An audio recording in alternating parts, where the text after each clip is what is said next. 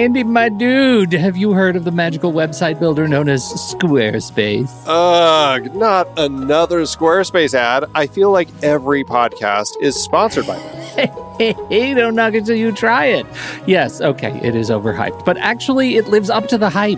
Squarespace is like a website fairy godmother. With a click of a button, your site transforms into a beautiful masterpiece. A website fairy godmother? That sounds interesting. What makes it so magical?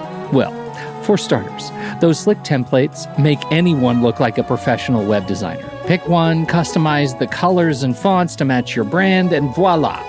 Plus, the drag and drop fluid engine is so easy, your grandma could build a site on Squarespace. Well, she did knit me a lovely scarf last Christmas. Maybe website design is next. Exactly. And when you're ready to sell your Nana's handmade scarves online, Squarespace has built-in e-commerce. Add a store with one click. Get flexible payment options. Then watch those sales roll in. And when she wants to teach others her steezy scarf skills, Squarespace's new courses feature is just the ticket. Nana can set up her curriculum and enrollments and payments in a snap and become the next e-knitting influencer. Oh, wow, you really sold me with the grandma angle. Sign me up for that free trial. Just go to thenextreel.com/Squarespace and transform your site into a beautiful Squarespace masterpiece. Well, thanks, Pete. Even though it's overhyped, Squarespace actually sounds perfect for Nana's site's needs. Appreciate the warning on the ads, though. I'll brace myself next time I listen to a podcast. Anytime. Let me know if you need any help getting that site up and running.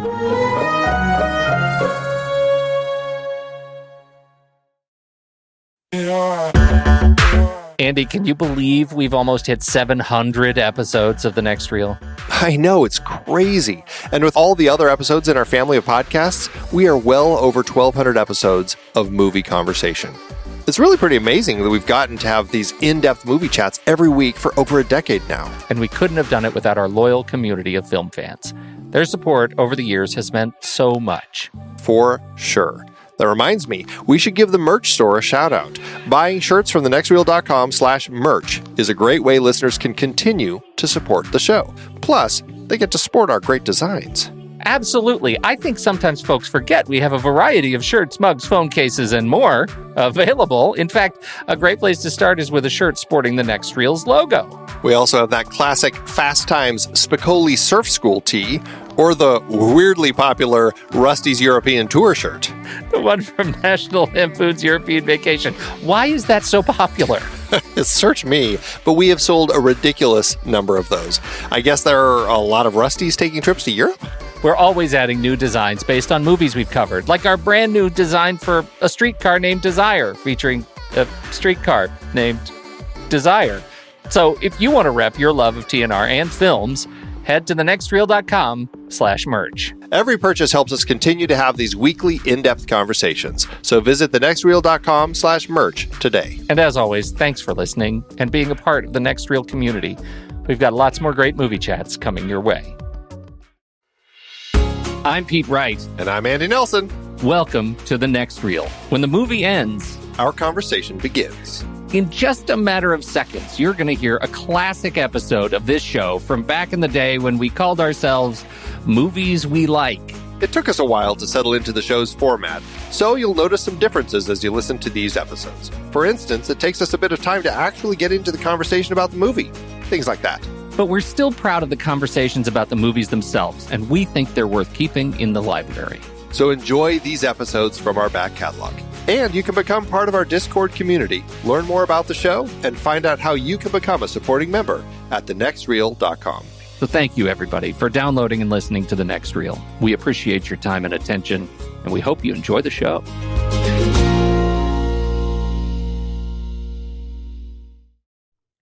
Push it. Push it good. Push it real good. You're nothing. I thought you were taking it over. That was great. It was, dude. It's like our little dance circle. Then you got in the middle and you were doing your bit. When the fat beat drops, Andy, somebody's got to pick it up. I failed you. Happy Halloween. Happy Halloween, Andrew. Ooh. Happy Halloween. Okay, so it's all horror trailers right now. Horror. And you gotta love ya some horror trailer. All right, so what is up with it's Red Band. It's the new green. Everybody's doing a Red Band trailer. This movie's too funny. It's going to have a Red Band trailer. Oh, this movie's too scary. Better have a Red Band trailer. Oh, this movie has too much drama. Better make it a Red Band trailer. Now there'd be one I'd love to see. That's it. Abraham Lincoln.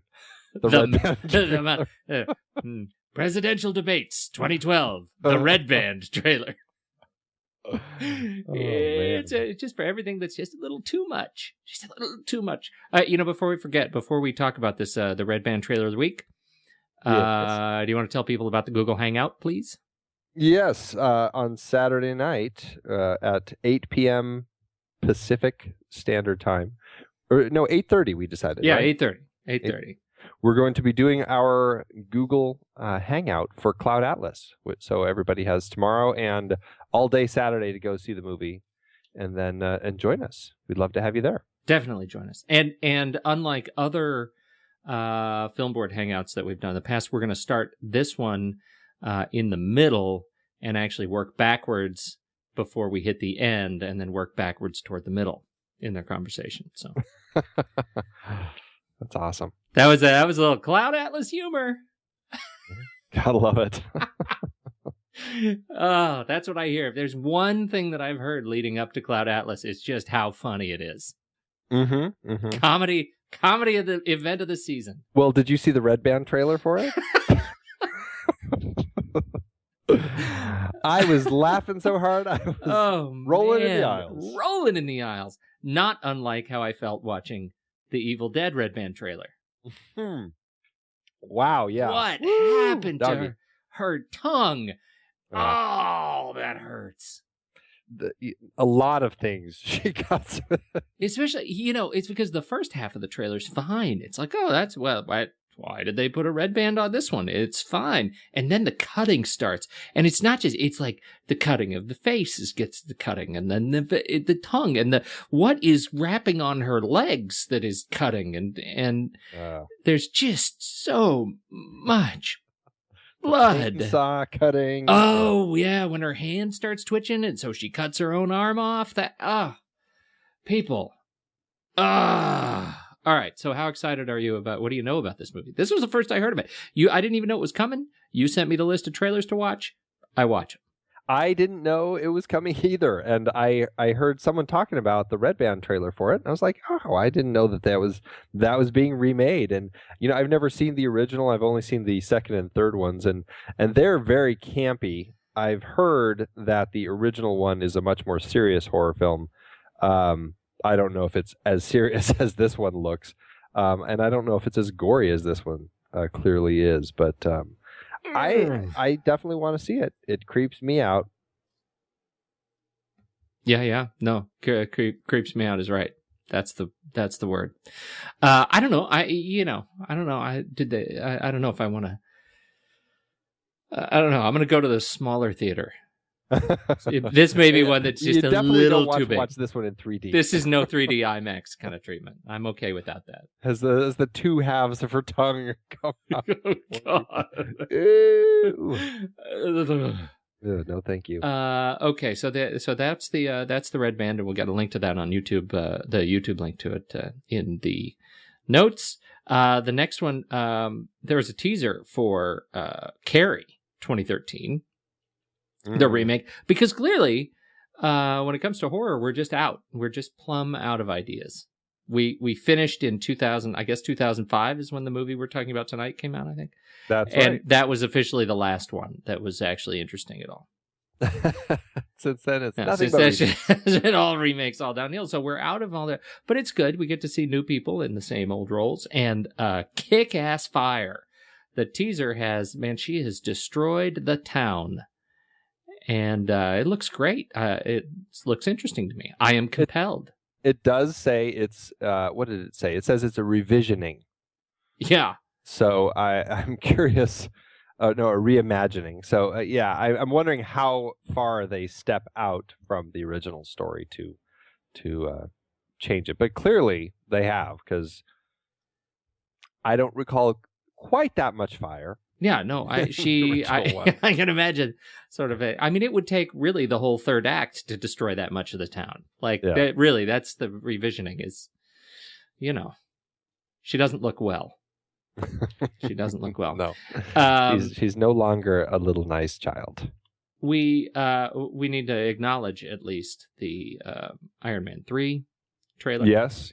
Hopefully, probably everyone in the world has seen that one by now. Yeah. That seems to be the trailer.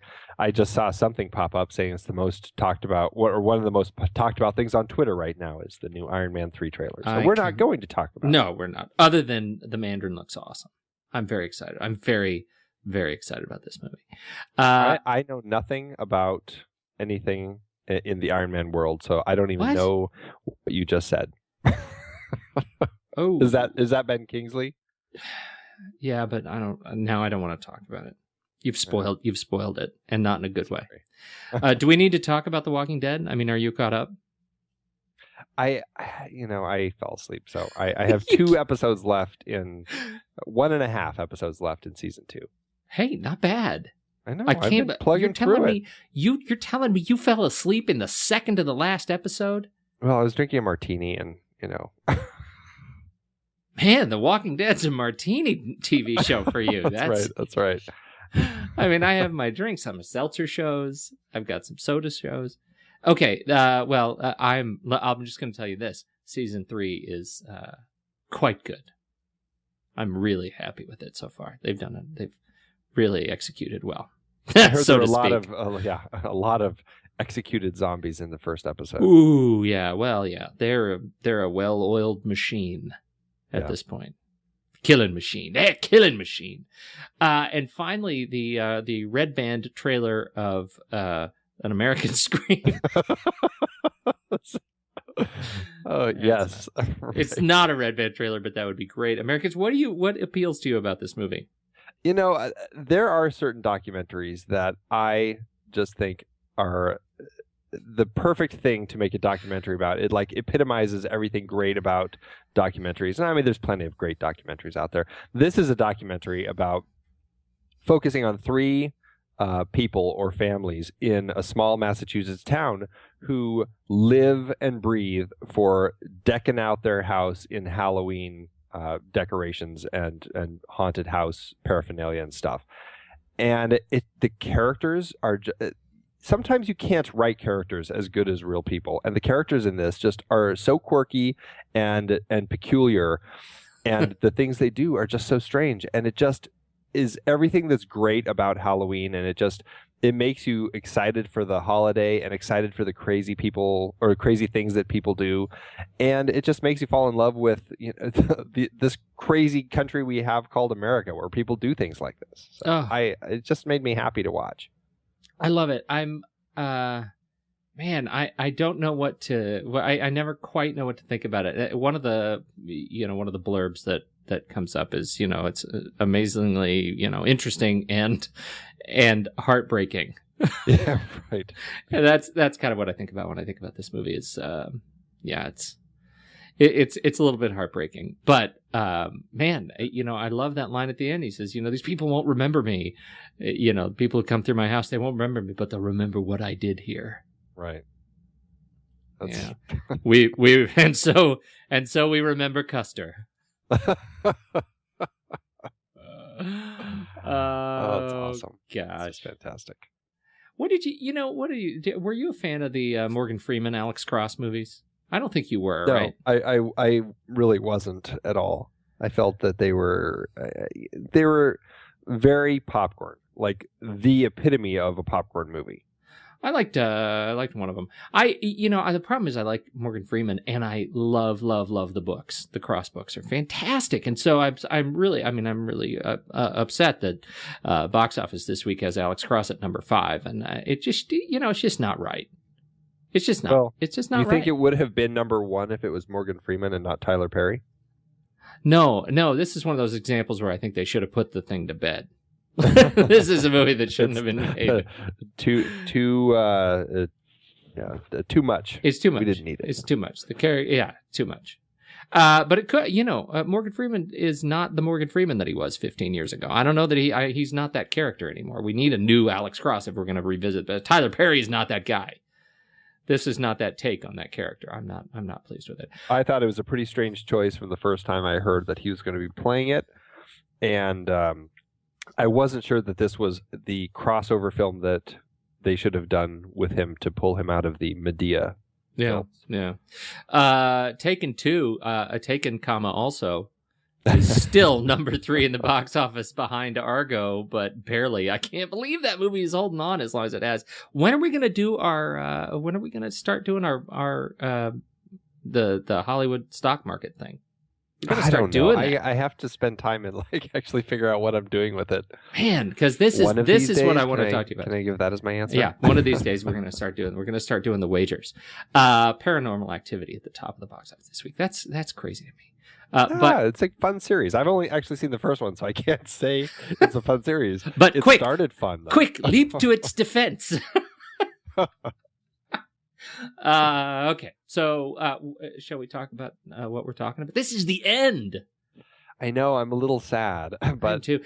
I'm really sad because, especially after watching this movie this week, because it just reminds me. And follow up, just a little bit of follow up. I went back after we watched, Dawn of the Dead last week.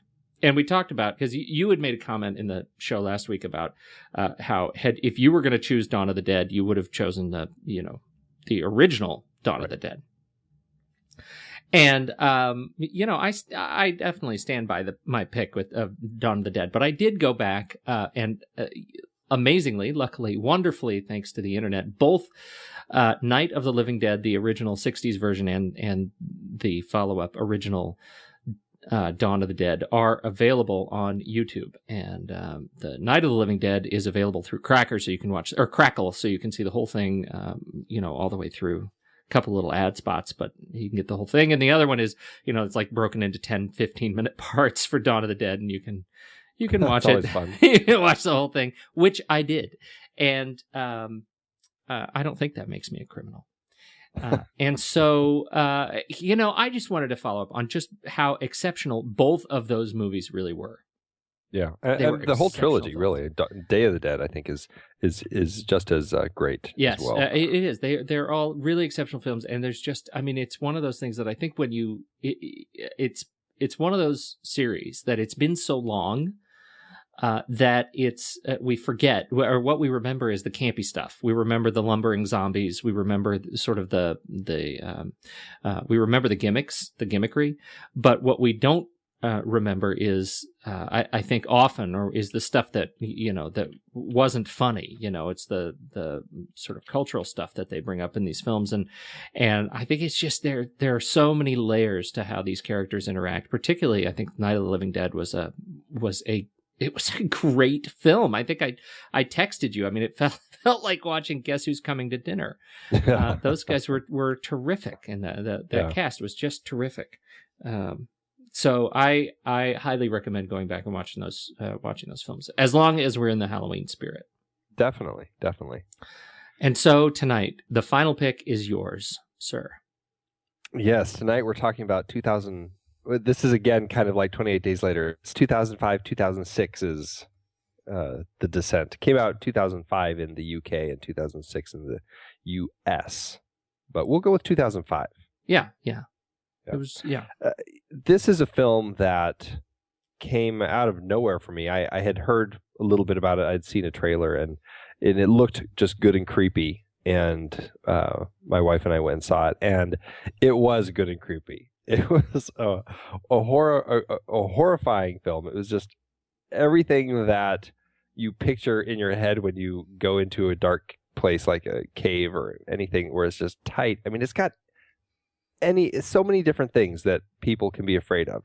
Claustrophobia, the dark, going, being trapped underwater, heights, it's just cold. And then, creepy crawly things chasing you in the dark, trying to eat you.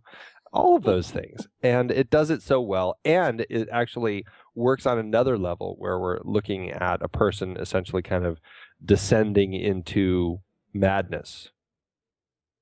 And so I think with all of that, this is a film that really brought a lot to the table, a lot more than many horror films had in quite a while. And like you said, there hasn't been that many since. If anyone can think of any, feel free to shoot us an email. We'd love to hear it. But this is definitely one that I think for the record books stands out as one of the great horror films of the last decade. Oh, man, is that ever true?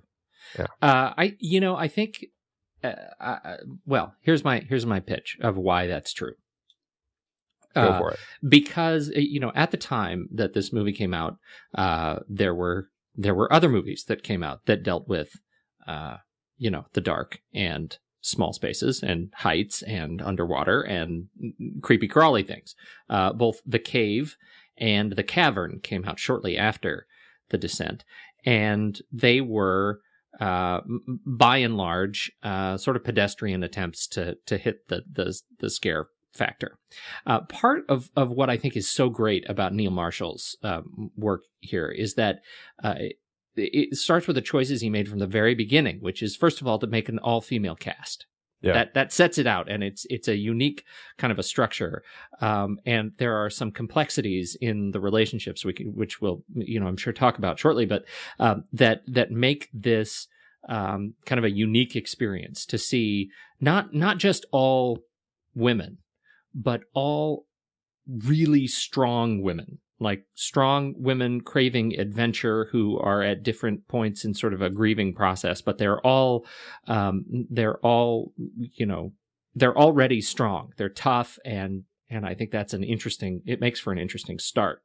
And in no way are they stereotypical. No, that's it. That's the thing. I mean, that going into this movie that it's, just by the sort of theme of it, that they're already tough and they're going to be tested at a level that is up to where they are. So, it's going to be, sort of extra scary because they're not the bubbly cheerleaders.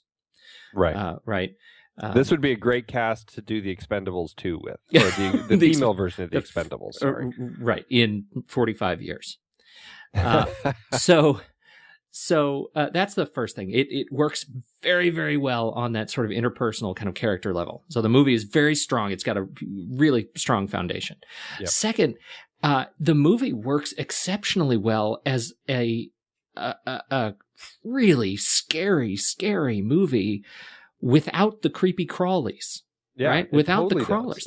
And, to some critics, that was a problem. They felt cut out the creepy crawlies, or as they call them, crawlers. Just cut those guys out, and you already had a great movie. Why throw that in there? I think it's perfect with them in there, and I think those critics probably just were sick and tired of creepy crawly things in movies, but, Yeah, well, it's the movie he wanted to make. I think that's it's the movie he wanted to make, and it I think it works so well. I mean, the got this wonderful slow burn to it. Like when it starts, you kind of get the relationship, you get the rafting, and you see it all sort of unfold. Then they hit the cave, and you can already tell that first passage that they have to crawl through when I guess it's Sarah that gets stuck. Yeah, and for my money, that was hard to watch right there. I mean, I found myself like doing the pacing thing. I was watching on my iPad in the kitchen in broad daylight while I was making some eggs. And I was so scared, like I had to back up away from the stove. Like I was pacing around the kitchen, like doing that thing, where you say, oh, no, can't, no, oh, no, having those conversations with myself. And it was like that scary, and we're only 30 minutes into the film. It's very true. The pacing of this film works so well, and it is a very slow burn. And all of those, because of the nature of spelunking, I don't know if you've ever gone spelunking. I've gone spelunking, and I've actually crawled through some really, really tiny holes. And you have to force yourself to not think about it, because if you do think about it, it can absolutely terrify you, and it can put you in a really bad place. And so seeing these people in those situations right from as you're going through it already, it's just making it so scary. And he sets it up with a great moment at the beginning. Like 3 minutes in, already we have a huge jolt, and with Sarah's loss, right? And that just puts us in the right frame of mind for this film. But then it does give this nice slow burn as they descend into the darkness of this cave, and they work their way through it. And just everything about their travels from the beginning into the cave, it just gets tighter and creepier and darker, and just so much more uncomfortable and claustrophobic, and it just builds that tension. So by the time the crawlers show up, your back is already in knots from just locking up as you're sitting there watching it. I think there's a funny thing that goes on with this movie, right? Because of the loss. Like I get the loss, and it's a horrifying way to sort of your spouse and daughter are killed in a car accident when they're run through with pipes. I mean, I don't know. What do you call? Is there a word for that? It's impaled. Impaled. There is a. That would be the word. As it turns out, somebody's totally thought of that. So, impaled. They're impaled. They'll run through, and so it's hard. You could have just as easily made this a movie about sort of redemption and recovery. Like, without the creepy crawlies, they go through, it's scary, it's hard, and they come out stronger and a tighter group of women. And that, like, your brain sort of wants it to be that way about halfway through the movie, right? You sort of have this feeling when she makes it through the tight cavity and is not, crushed or popped by any of the heavy rocks. You think, thank goodness she made it. It can only get better from here. And that's such a betrayal because it does not get better from there. It doesn't, not in any way. No, not in any way. When she's, what is the character who's talking her through it and telling her to panic? What's her name? I get their names so confused. That is, it's not Juno. That's Beth. It's Beth. So Beth is saying, "You're stuck and you're still alive. It can't get any worse." You liar. I think it's Beth, or maybe it's Rebecca. It might be Rebecca who goes back and helps her, because Rebecca is the one who's telling her all the dirty jokes. Right. Right. So that was just the ultimate kind of ultimate betrayal, because it's not true. It gets way worse. It does.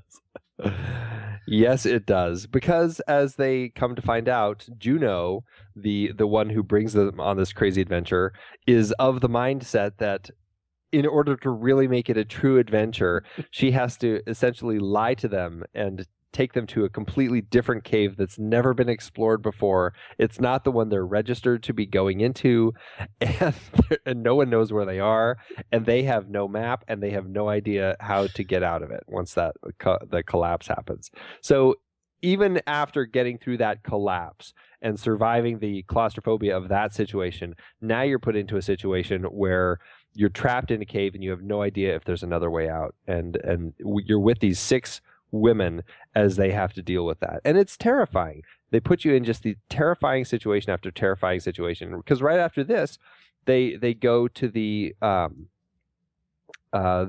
giant drop off, and they have to again, Rebecca has to basically climb across the ceiling, laying in I don't know, the clips, whatever, so that they can run a rope through it and they can all slide across. And it just gets harder and harder as they go through this thing. And then, of course, the crawlers are there. It's relentless. At what point are you using pitons versus carabiners? That's a great question. And what is the old one that they find? Would that be a piton? That's a noose. I just don't know. Yes. So it's you sound in the know though when you throw those words out. I know, right? You just need to know a couple of words and say them with confidence. And, that's right. And don't ever test me on an actual wall. Yeah. So it's already absolutely terrifying. And what I love about it is this character Juno. I think of them all, I think Juno is probably my favorite. Yeah. Because I have friends who would do that, who would have the best intentions and totally do something stupid like this. Like they would just absolutely make the most sort of nuclear mistake by filing a fake flight path for a rescue that will never occur. Oh man. And it's just kind of one of those naturally stupid human tricks that again, it could have worked out as a rescue redemption story. It could have, but obviously that was not the story that Neil Marshall wanted to tell. And at every point along the way builds that case, and that's why it's so great when Beth first sees, that she's actually in an underground city, underground city of the crawlers. Now, what's your take on the crawlers? Well, I think they're extremely creepy. Neil Marshall talks about them. It's never clear, or I shouldn't say it's never clear. It's never really spelled out as to like their origins in the film, which I think is great. Sometimes I think moments like that can be too expository, and it can kind of take. Well, it's the midichlorian effect, right? By not defining it, it forces you to think in your head, okay, these are clearly humanoid creatures. They've been living here long enough to have pale skin, to have developed, a bit bigger ears, so they do everything with hearing and like this echolocation sound they make. Their eyes are completely blind, and it made for a very interesting thing to think about. Now, he talks about how they're kind of descendant from cavemen, and basically they've been around as long as cavemen, but they've just never really left the cave. Right. And I think that is really interesting. And you see it. You see, it's not just like men crawlers running around. You see a child crawler who Sarah kills, and then you see the mother crawler who comes along Sarah and attacks her for killing her child. This is a perfect example of the thing where we have these poor innocent little crawlers running around their home, minding their own business, and all of a sudden these humans invade and just start slaughtering them all. That's exactly right. That is exactly right. But I want to get to that. I want to highlight that point because I think that's one of the things that makes this such an expert sort of story, is that he puts all of the breadcrumbs in place for you to make your own conclusion about who these creatures are, right? Yep, right. He puts all of the pieces in place and never explains it out loud, right? Right, exactly. You just get to it. It's just so expertly part of the visual, not part of the dialogue. And I think that's just a beautiful execution. The most crawlers. you have is when Sam, Juno, and Rebecca are standing over a recently killed one that they just dispatched. Right. And they are, and Sam is a medical student, and so Juno is kind of like, all right, so what is this we're dealing with here? And there's just a small bit of exposition right there with Sam just trying to give us a sense as to, okay, well, they're blind. It looks like they get around with their sense of hearing and stuff like that. So, but you know what? That's not done in such a simple way where you don't have to dig too deep into it. But I think what's important about that is that the context in which they are discussing those elements in particular are related to how they fight and evade the crawlers, right? Not about where the crawlers came from. Yeah, it's done in such a way where it fits perfectly within the scene because it's very natural as to what they would be talking about already. It's not them having to go, well, where could they have come from? Well, we saw those cave paintings earlier on. It must be them descended from those people who painted them. That would have just felt so out of place. Why would they be talking about that when they're running for their lives, essentially? It wouldn't have made any sense. Neil Marshall was very smart the way he wrote that script, and I know that they actually he said he had it much more expository, and working with the actresses on set, they really helped as a team almost kind of fine-tune some of that writing so it didn't come across so expository, and it felt much more natural, and in the end it did leave a lot more to our imaginations, which, as you said, makes it just a much stronger film. So when you're thinking about this film and you're thinking about, as you kind of go through the relationships in the film, because I think that's one of the things that makes it a little bit difficult. And I'm not sure kind of how to frame a conversation about it. First of all, there are 6 women crawling around in the dark, and I think he made a good call to give them different accents. Because that actually helps you figure out who's talking, who they are when they're sitting in the dark, lit, very much by, dimming flashlights and torches. But how do you, when they split up, right? When they're separated into their smaller kind of groups, how do you want to talk about the individual kind of character arcs here?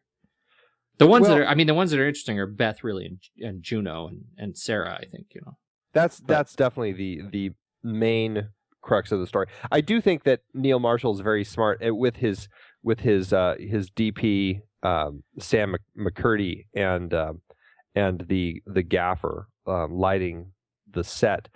Were very smart in how they used the lights after the group splits up, because you have Juno by herself, lit essentially with her. I mean, all she really has is the I was going to call it the torch, but the light, the flashlight on her helmet, right? Mm-hmm.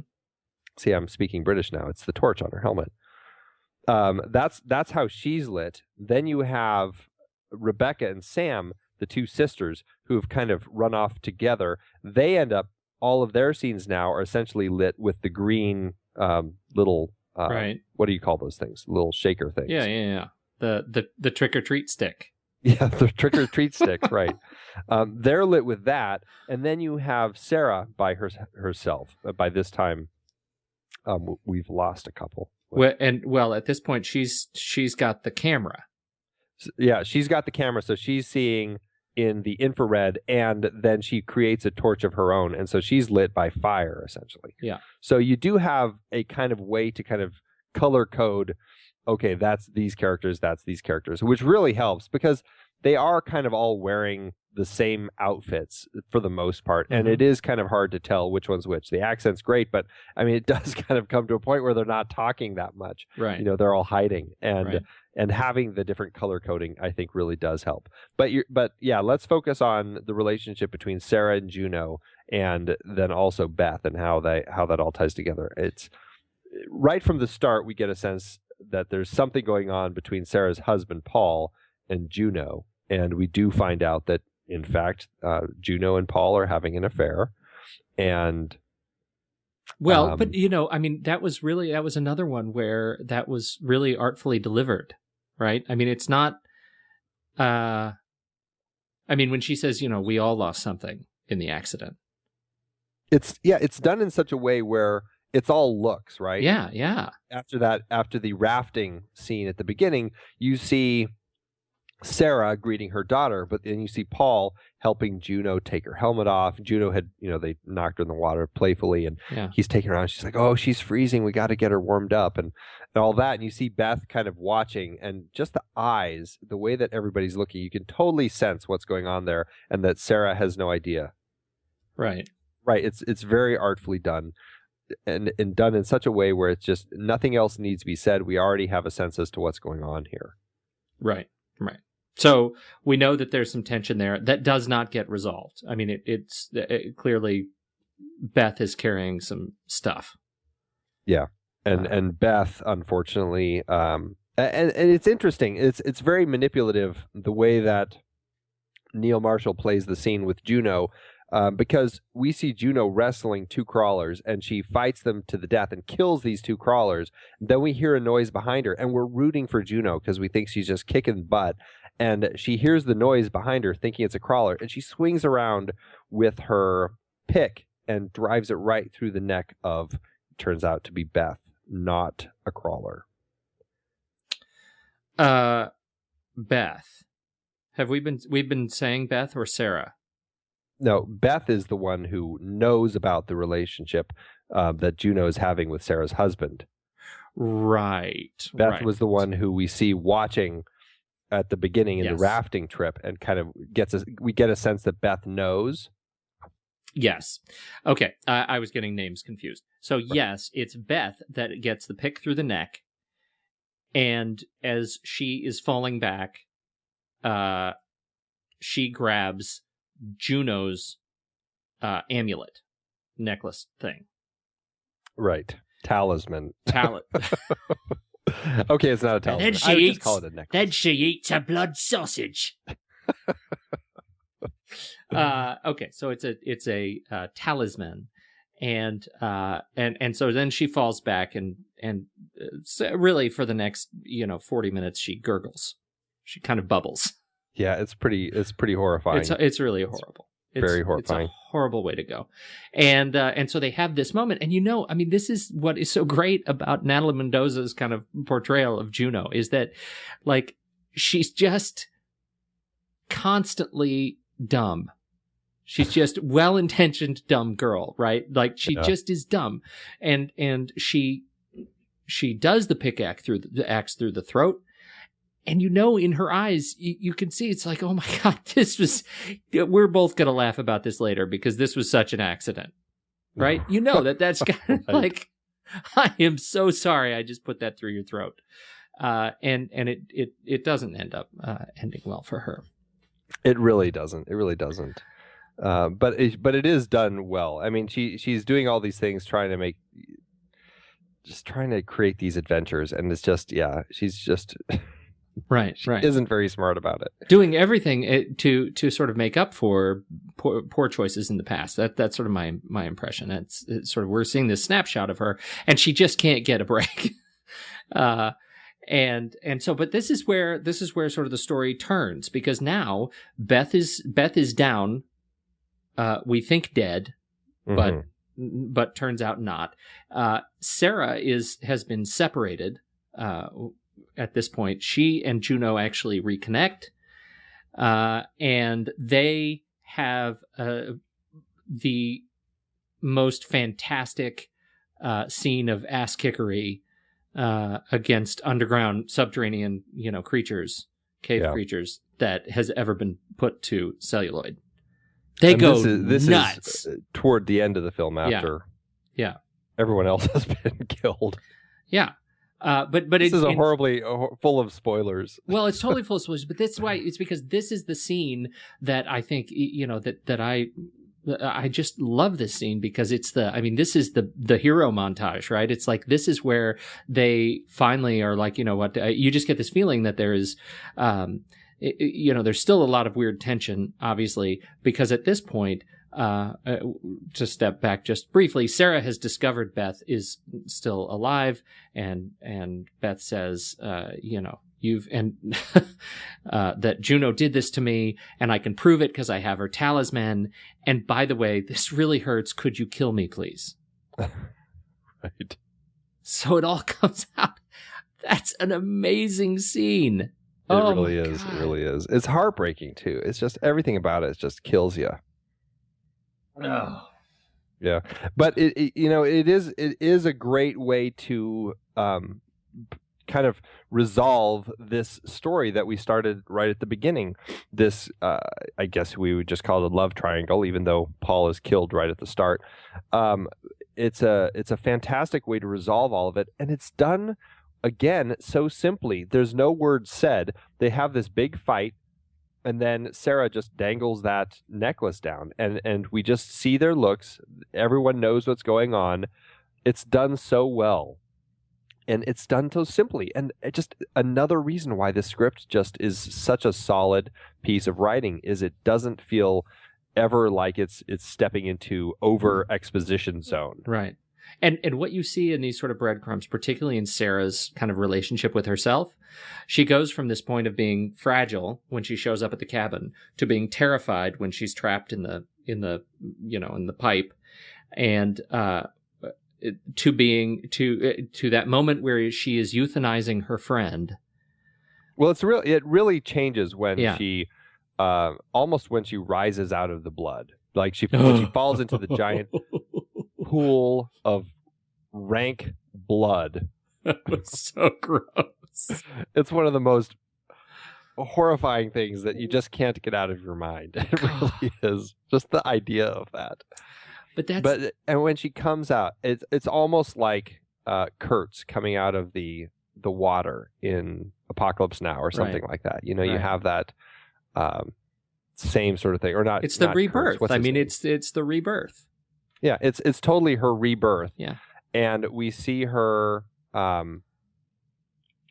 transform, and that point, Willard is who I meant, not Kurtz, but it's her transforming, and all of a sudden it's as if, and this is what I was saying earlier, how the film also is like a metaphor for Sarah's descent into madness, and really this is finally the point where she's kind of hit rock bottom, and it's almost as if she herself has become a crawler. She has, and it all starts with the loss of her family right at the beginning, and then we have that kind of creepy dream in her head where she sees that birthday cake because her daughter's birthday was coming up. Wait. We see that kind of creepy birthday cake emerging out of the darkness with her daughter, and we see that over the course of the film several times.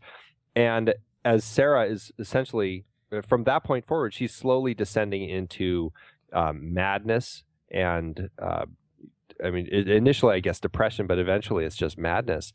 And by the time she hits that point where she's kind of killed the family of crawlers down in the blood pool room, she essentially has become a crawler, and she's kind of bottomed out with her level of madness here. And it's so horrifying. And it's so interesting because when she screams right there, she just lets out that guttural yell, right?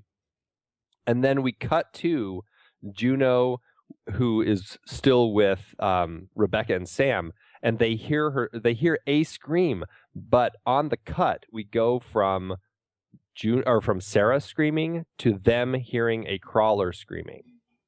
Right. And I don't know if they're specifically saying, oh, she's a crawler now, but it's just a very interesting editing choice to do it that way, where it really does put you in this mindset that Sarah has kind of gone down to the point where she's almost just another one of these monsters in the dark. But see, this is why we have to do all the spoilers.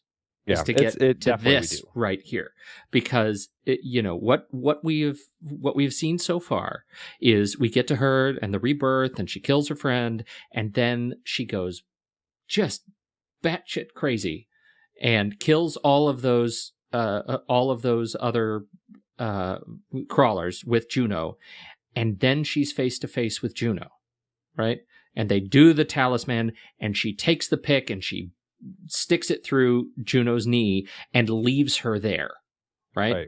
And it leaves Juno, who turns around and is now aware of all the crawlers that have surrounded her, as Sarah leaves.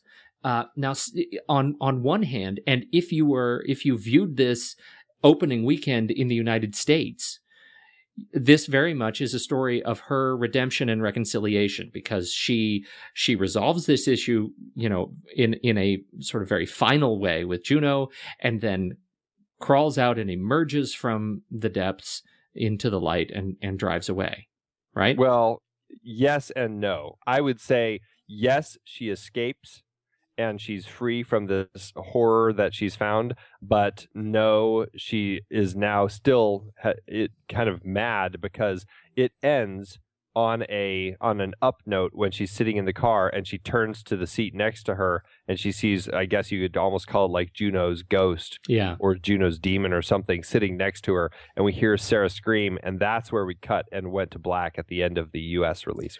So, but it's this story of kind of freedom, right? I mean, she breaks free physically, but I would say she's physically free. Okay, I know what you're saying. Right. Well, and so we've seen this sort of character arc of her where she's resolved those relationships. She's lost a lot. I'm not saying it's a happy ending by all means. I'm not even close.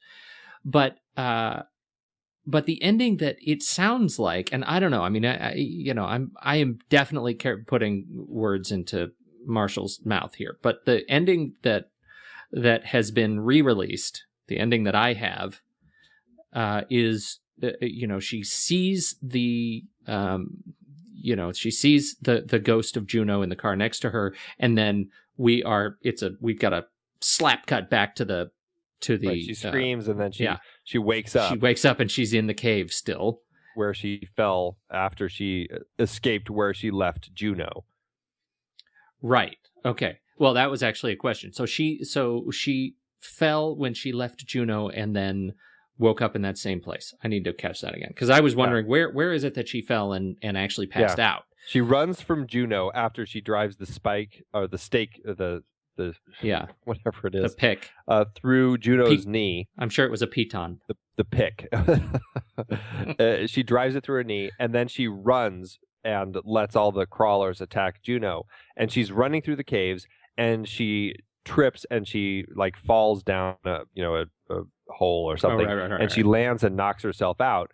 And then all of a sudden we see the sunlight, and as she kind of opens her eyes, she sees sunlight coming from up above below this giant pile of bones. And so she scales the giant pile of bones to actually break free, and that's how she finally escapes.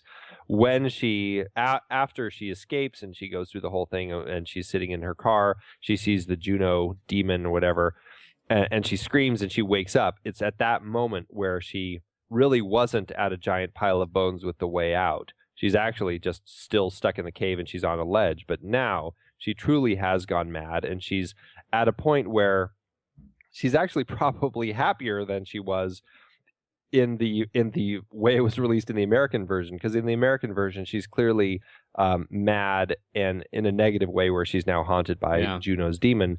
Whereas in this version, the director's cut, the unrated cut, whatever you want to call it, right. But the original cut, we see her as she looks up and she sees her daughter with the birthday cake in front of her. Yeah. And we see her smile and a tear rolls down her cheek, and she's in a very happy place.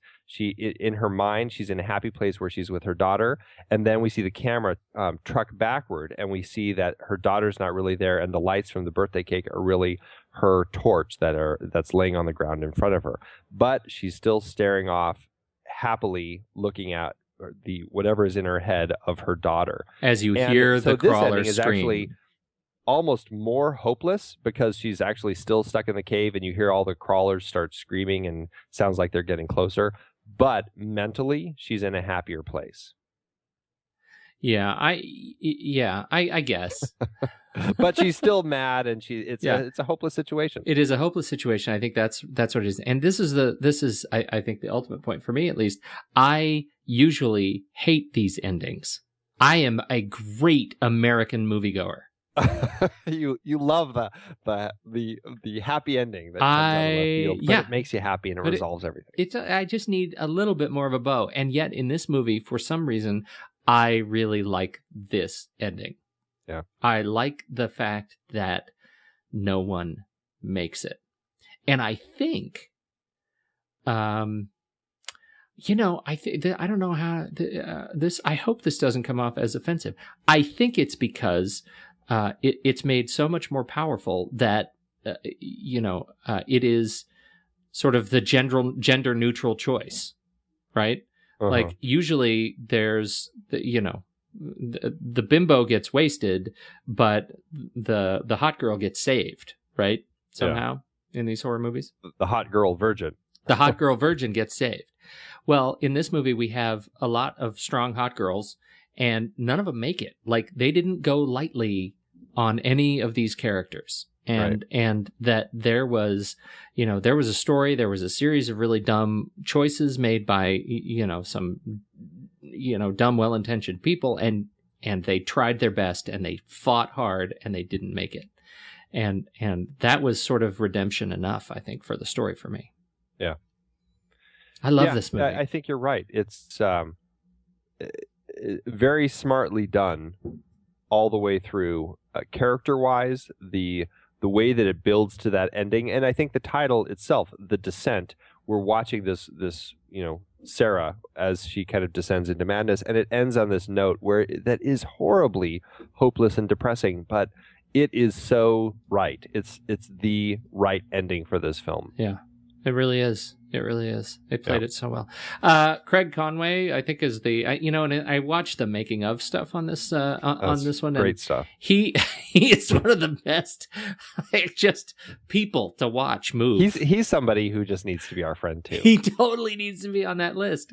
Yep. He is a delight to watch and hear talk about. He portrayed just what the sort of affably named Scar, one of the kind of hero hero crawlers, Mhm. and he did a terrific. All of the crawlers, I think, did a fantastic job, and I think hearing Neil Marshall talk about them being actors, not dancers, Right. that these characters brought more sort of substance. And Shauna MacDonald had a great quote about the crawlers, which I think is just hilarious. She said, "If a Klingon and Spock had a child, and it was totally hairless and a bit shorter and quite sinewy and was cousins with Gollum," that's basically what a crawler looks like. It's like, it's totally right. That's exactly what it is. It's exactly what it is. It really is. It's really, truly that. The other crawler, there's a great cast of crawlers, but the other one I think that is worth noting is Justin Hackney, who plays the young boy crawler. Not for long. Attacks Sarah, jumping on her from behind when before she falls into the giant pool of blood. Oddly enough, Justin Hackney is also the infected zombie child in 28 Days Later who jumps on Cillian Murphy's back before Cillian Murphy stomps it on his head and crushes him. That is awesome. I know. It's like... That is so the child great. is destined to be somebody who jumps on people's back and gets his head crushed. But you know what? That's so good. So I'm looking at him in IMDb, and those are the only 2 movies he's done. Well, clearly somebody needs to write another movie that has a creepy character jumping on someone's back and then getting his head crushed, because he would definitely be the man to cast in that role. That is so good. Yep. How funny. Yeah. Let's see. Any other of the sort of actresses you want to talk about? Well, I think they're all great. Yeah. All 6 of the actresses I think are all fantastic. Shauna MacDonald, Natalie Mendoza, Alex Reed, Saskia Mulder, Mayana Buring, Nora Jane Noon. They all bring so much to their own roles, and I don't know if any of them have really done a whole lot. I think a number of them were actually in The Descent 2, which I never saw, but I heard was absolutely horrible.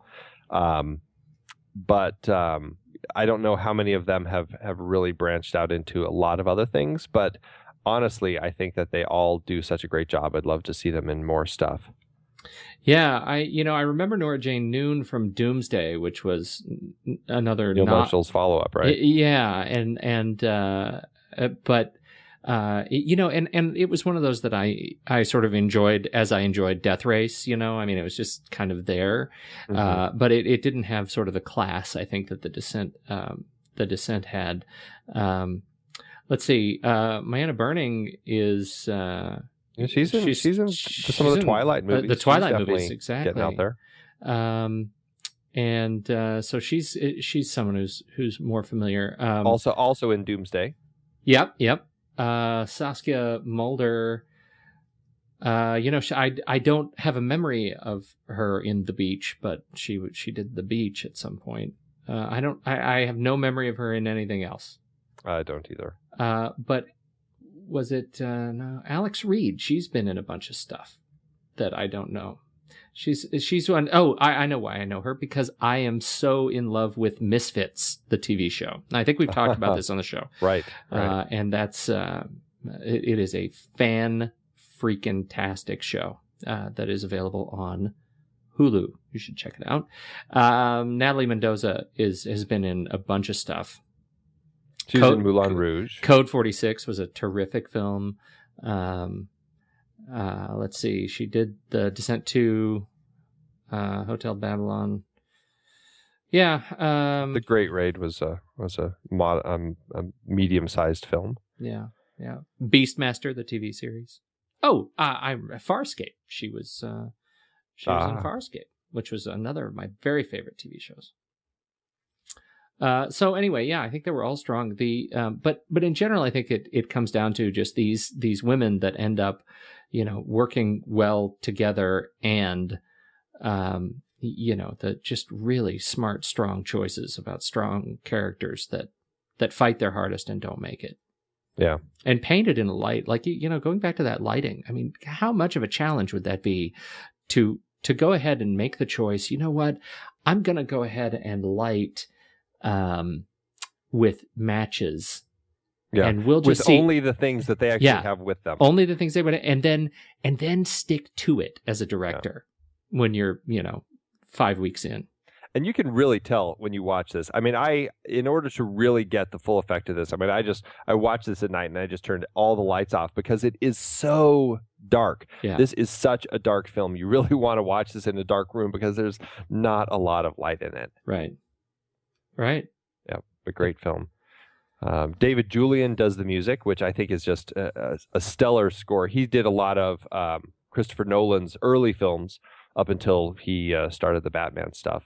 But just great score. Just very haunting. It's definitely got some homages to The Thing and Ennio Morricone's score, which you pointed out. Yeah, quite. I don't know if it's even an homage at this point in some places. Yeah, no, it really feels like just blatantly like pretty pulling pretty much the music thing out and putting it in there. But Neil Marshall talked about a number of his influences for this film. The Thing was one of them, as was Alien, and which he said for the atmosphere, the menace, the dark spaces, Deliverance, an adventure trip that goes wrong. And he really taps into a Deliverance because he's got quite a number of shots, particularly at the beginning, where he was really even just patterning certain shots after some of the shots from Deliverance. I think that was definitely a big film for him. I love how also The Shining, and just a story about someone going insane. Yeah. So I love how he characterizes Deliverance as it's not a horror movie. It typically classified as a horror movie, but to him, it's a horror movie as an innocent adventure gone horribly wrong. Yeah. It really is. Yeah. It's a horrible film, in the very best way. Right. So it did, in terms of budget, what it cost them to make this movie. I see $3.5 million. Probably what is 5? A production budget of $7 million, actually. All right. But you never know with these things. So $7 million, and then box office. What do you see? And see here again, I see total budget $22 million. So I really don't know what the budget of this film is. It's all over the map. All the different sites have totally different budgets down. But I see domestically in the U.S. here, it made about just over $26 million, and internationally about $31 million. So all told, $57 million. So whether the budget was $7 million or $22 million, it still made its money back. It made its money back, and it has taken its place as one of the very best modern sort of horror interpretations. I think it's a great movie if you really want to go get scared. Even having seen this film a good number of times, I still like when the one like jumps off the ceiling and attacks the two sisters as they're kind of creeping out of their hiding place. Yeah. That still had me practically leaping off the couch. Yeah. Just was like, I knew something was coming, but I could not remember where. And man, it still is so effective. So true. Effective. So true. So what are your extra things? My extra things. I just want to briefly just mention one of the many fantastic poster designs, but the one that I have seen most frequently is the one that's designed in the style of the Philippe Halsman photo called In Voluptas Mors, that you also saw on the Silence of the Lambs poster on the back of the Death's Head moth. Right. The skull shape made out of naked women bodies. It's a very interesting photo that Philippe Halsman did, and actually has Salvador Dali in the photo. And they use that design to create just a wonderful poster using the 6 women creating that skull shape. And at the top of it, you have Sarah doing her like death scream. And I think that's just such a fantastic idea for the poster design. And I love it. It's just beautifully horrific. I don't know exactly how this works. I could not find the artist who was responsible, but it's from this is from one of those big companies, right? Art Machine, a trailer park company that is responsible for poster art for all the movies. Right. Pick a movie. They probably did a poster. From Dark Knight, all the Dark Knight movies, about Cherry, about all the Wrath movies, Crash of the Titans, Wrath of the Titans. Let's see. I mean, Planet of the Apes, Rise of Planet of the Apes, Green Lantern, all the big hero movies. Real Steel, your favorite father-son film. It's a great movie. These guys have done all of them. But this poster, I'm glad you brought it up, because this poster, I think, is one that when you look at this massive map of all of the posters that they've done, this one actually stands out. Yeah. It is really beautiful work, as a piece of art, as an reinterpretation of art, right, of another work. I think it's a terrific film. It's very it's a terrifying image, just the nature of the skull made out of bodies, but it ties so well into this story, and it's done so well. So yeah, fantastic poster. And other than that, I that was really it. That was my little my extra little thing. Oh, fancy that. Yeah, didn't have too many. Oh, I like it. Where can people find you then? They can find me on Twitter at Soda Creek Film, or Facebook at Soda Creek Film. And of course, over on Facebook at the Movies We Like page, where, I'm always throwing little, questionnaires out to people about what movies that they're going to be seeing this weekend. And, it'd be great if more people started putting their responses on those. But I read this horrible thing today about how Facebook this is a Facebook rant. They do this promoted, like if you have a page, you promote your own posts. Right. And they've apparently ratcheted down the number of people who actually see any given post. It's now like 10 to 15%. So you post something on your Facebook page or your own profile or your business page, only 10 to 15% of the people see it. Out of 100 people, only 10 or 15 people are going to see it, unless you pay up to like $200 to ensure that your individual post will go out to everybody. Oh, it's so crummy. So it really, it really helps if you subscribe to the show. The whole point of this is subscribe to the show on iTunes, listen to us, join us, share your thoughts on Facebook, on iTunes. A favorable rating is always appreciated. And we are working hard. Andy is working hard to start finding some of my domain name ideas funny, so that we can roll out Movies We Like to its very own website, which we're on the cusp of doing. I can feel it. Mm-hmm. It's out there somewhere. It's a jubilant. So definitely do that. You can catch me at Pete Wright on the Twitter, or at rashpixel.tv/MWL. You can find links to everywhere I am. Thanks so much for listening, everybody. And make sure you catch up with us on Saturday night. Talk about Cloud Atlas. Saturday night. And then next week, we start our new series, right? Yeah. Oh, yeah. What are we going to do? You want to tell? I think we're going to do some great car chase movies. It's all about the car chase movies. Yes, I'm pretty excited about this because we're gearing up for our big anniversary show. That's right. Pretty excited about that. I don't know what that is. Is it what kind of it's paper? Is it the paper anniversary? Yes. What are you gonna get me for our paper anniversary? I'm gonna mail you I'll write an envelope. You a letter. A just empty envelope. Yeah, right. All right, I'm out of here. Have a wonderful evening, and we'll chat in a couple nights. Indeed.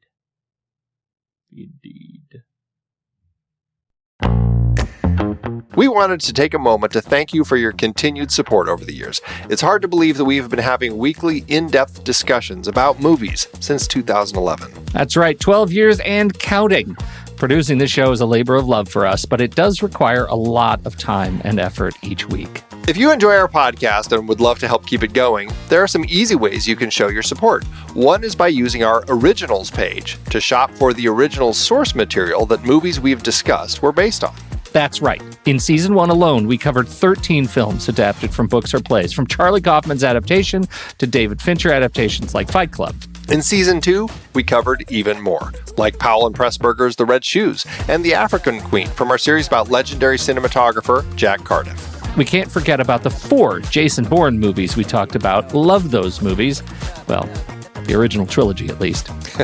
For our Richard D. Zanuck series, we did Jaws, Rush, Big Fish, and more. And for our horror series, we talked about John Carpenter's The Thing, which was adapted from Who Goes There? We did our first great car chase series with movies like Bullet, The French Connection, and Drive. And for the holidays, we did Preston Sturgis's Christmas in July. We had a great John Huston series with adaptations like The Maltese Falcon and The Treasure of the Sierra Madre.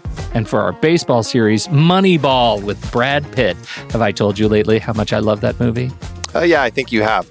Plus, our Magician series and Heist film series had adaptations as well. Tons of page-to-screen gems.